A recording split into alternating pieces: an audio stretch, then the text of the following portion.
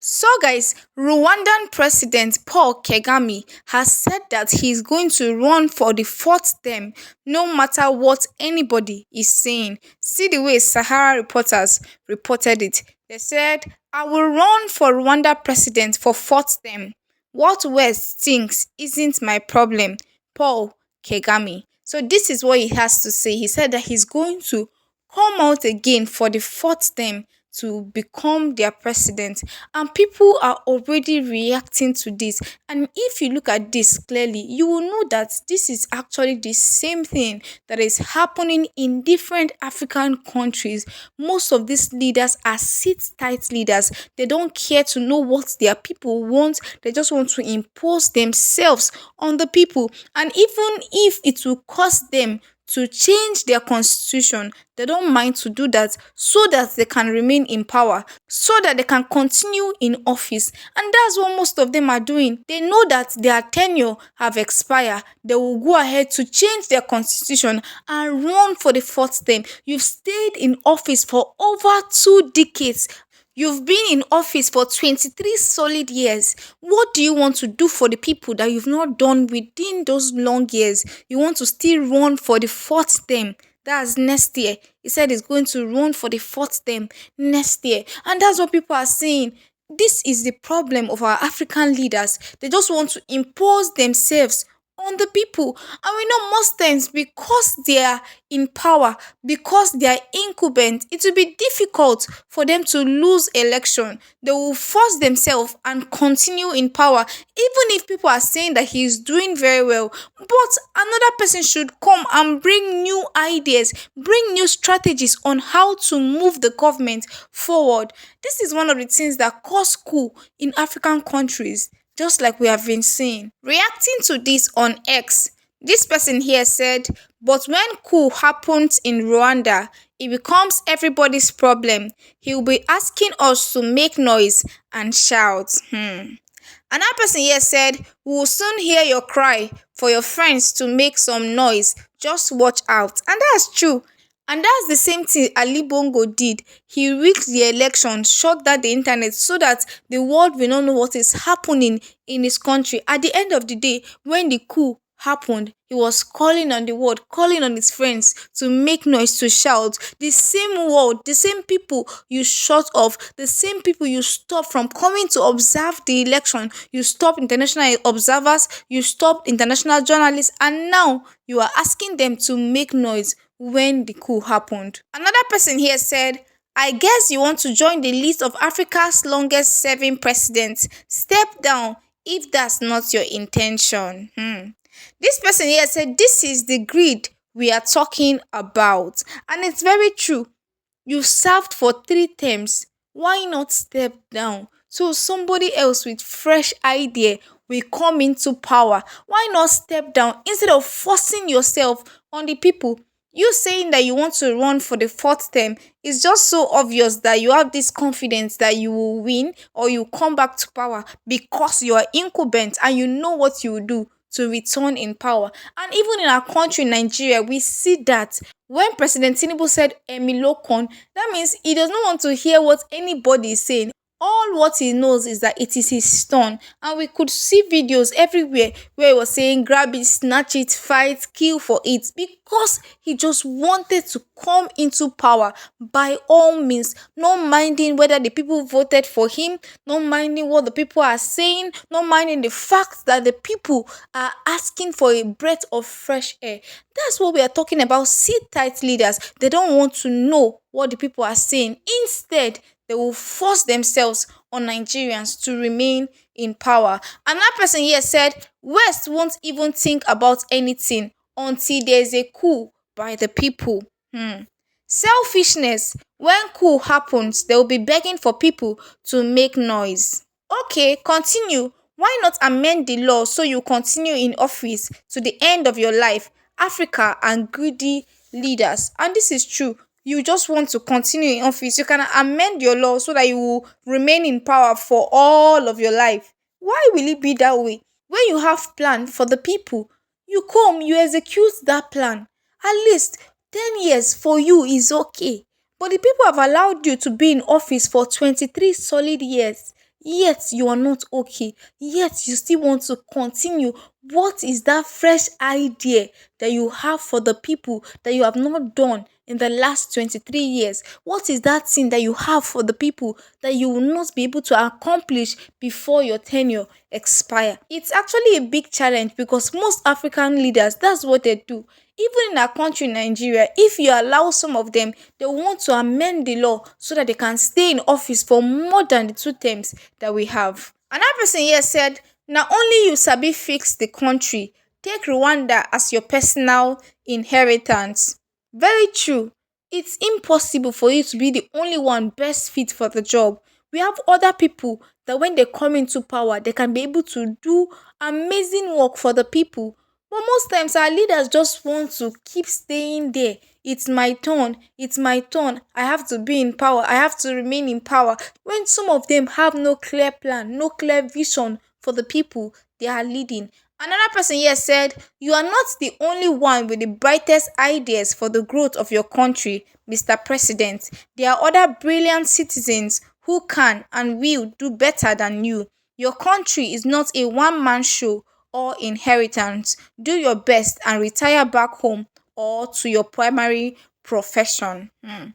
This person here said this is how they start till they spend 50 years in office. They always think others are daft, that they are best. It's not even about the West, but about what is good for Rwandans. Kegame has done well for his country post genocide. He should leave the stage when the ovation is loud. This is true.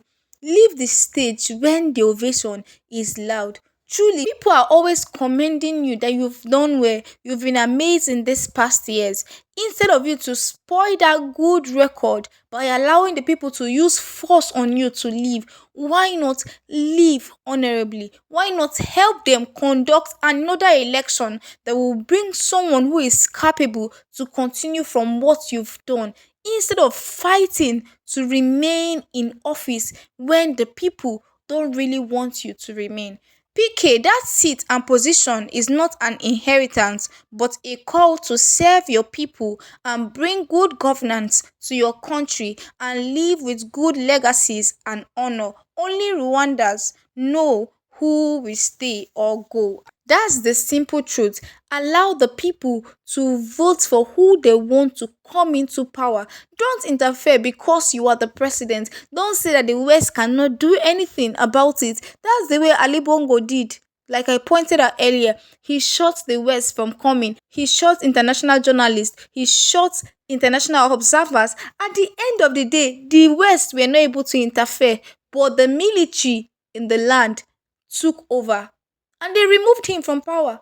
So most times it's not just about the West, but about your people. What do they want? The people will get to a point where they don't want that kind of governance to continue and they will use force, they will overthrow you. And at the end of the day, you will come back begging the whole world that has been counseling you and advising you to live honorably. Also, guys, we know that Tinubu has been trying to legitimize his government and he has been doing different things. This time around, he has gone ahead to appoint the brother of the vice presidential candidate of the Labour Party, his brother, Dr. Hakim Baba Ahmed. That means he will be working as the special advisor to the vice president of Nigeria, and people have been reacting to this. Is it that there's no other person for the president to appoint other than the brother of the vice presidential candidate of the Labour Party? Just because he wants it to look like what Peter Obi and the Labour Party are doing is a total waste of time, he went on to appoint the brother of Dati Baba Ahmed. Reacting to this person here said, "Abeg, read and waka pass. He was never an LP member, loyalist, or even exactly supporter, so it's allowed. I don't even consider this as news. It's just another person appointed by an illegitimate government. Shikena." Another person here said, "We now know why he was against Peter Obi. So many politicians and elder statesmen in Nigeria are so much used to corruption that they can't do anything without being corrupt." Another person here reacted and said, "You have chosen your side. History will remember you that you pitched tents with the oppressors. This person here said history will go down that Labour Party and Peter Obi faced betrayal from all angles and still stood strong. Another person here said the whole idea is to get us to see these criminals as good people. No, we won't. Can you say because you stole my car and you are taking good care of it, I should leave it with you? Hell no. Na my car be that. And this is true actually. You cannot say because you are bringing people that before now Nigerians were expecting, before now Nigerians were looking up to, because you are bringing them into power, we should now agree to the fact that you won the election. No, this is what Nigerians are saying. No matter who you bring into your cabinet, we will not and will continue to fight in court until we get back the mandate. Another person here reacted and said the report of Dr. Hakim Baba Ahmed, the elder brother of Yusuf Dati Baba Ahmed, the Labour Party incoming vice president of Nigeria, accepting the position of special advisors on political matters by Tinubu is a sad and unfortunate one. Another significance that the elderly ones lack passion for national growth and development, so painful and devastating. Passion for national growth and development. And this is what the young people in Nigeria are clamoring for. This is what the youth are asking for.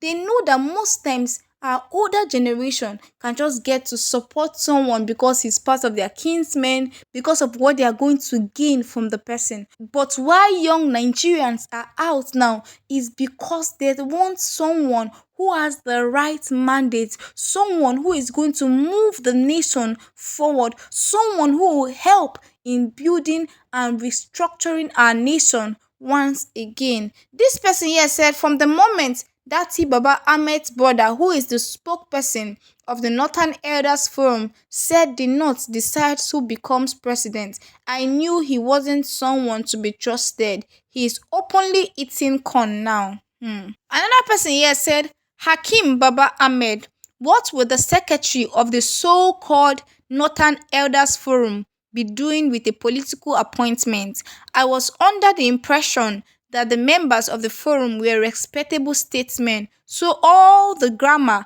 this man was blowing pre-election na waste of time. Dr. Hakim simply belittled the relevance of the Northern Elders Forum in the scheme of things and in matters of integrity. Last, all man for himself. That's his own decision. He had the choice to either accept or reject the appointment, but he went ahead to accept the appointment. That will not stop Nigerians from believing that the Supreme Court is going to give us justice and then a new Nigeria will be built. Thank you so much guys for watching this video. Please do well to share your thoughts about the video in the comment section. Please do well to like this video and please do well to subscribe to our channel so you get notifications whenever we post a new video.